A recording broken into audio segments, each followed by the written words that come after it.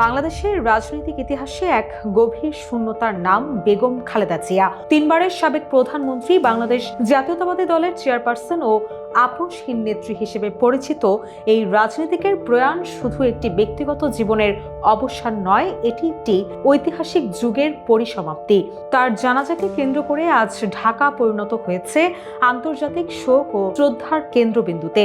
এই জানাজায় অংশ নিতে ঢাকায় আসছেন পাকিস্তানের উপপ্রধানমন্ত্রী ও পররাষ্ট্রমন্ত্রী মোহাম্মদ ইশাকদার এবং ভারতের প্রধানমন্ত্রী নরেন্দ্র মোদীর বিশেষ প্রতিনিধি হিসেবে দেশটির পররাষ্ট্রমন্ত্রী ডক্টর এস জয়শঙ্কর।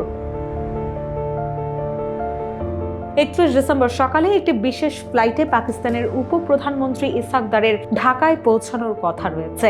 ঢাকার পাকিস্তান হাই কমিশন এই তথ্য নিশ্চিত করেছেন। বেগম খালেদা জিয়ার মৃত্যুতে বিশ্বজুড়ে শোকের ছায়া নেমে এসেছে। মঙ্গলবার সকাল 6টায় তার মৃত্যুর খবর প্রকাশের পরপরই যুক্তরাষ্ট্র, যুক্তরাজ্য, পাকিস্তান, চীন, তুরস্ক ও ইউরোপীয় ইউনিয়ন সহ বিভিন্ন দেশ ও আন্তর্জাতিক সংস্থা গভীর শোক প্রকাশ করেছে। বিশ্ব নেতারা তাদের বার্তায় বাংলাদেশের গণতন্ত্র প্রতিষ্ঠা ও নারী উন্নয়নে খালেদা জিয়ার সাহসী নেতৃত্বের প্রশংসা করেছেন।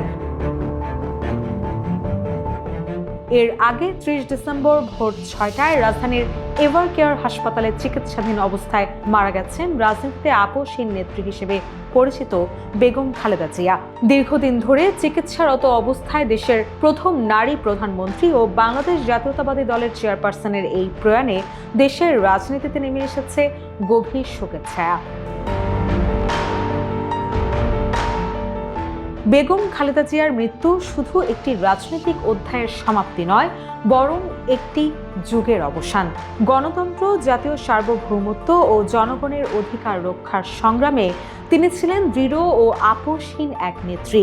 এই রাজনীতিকের চলে যাওয়ায় রাজনীতির ময়দান হারালো এক শক্তিশালী ও প্রভাবশালী কণ্ঠস্বর।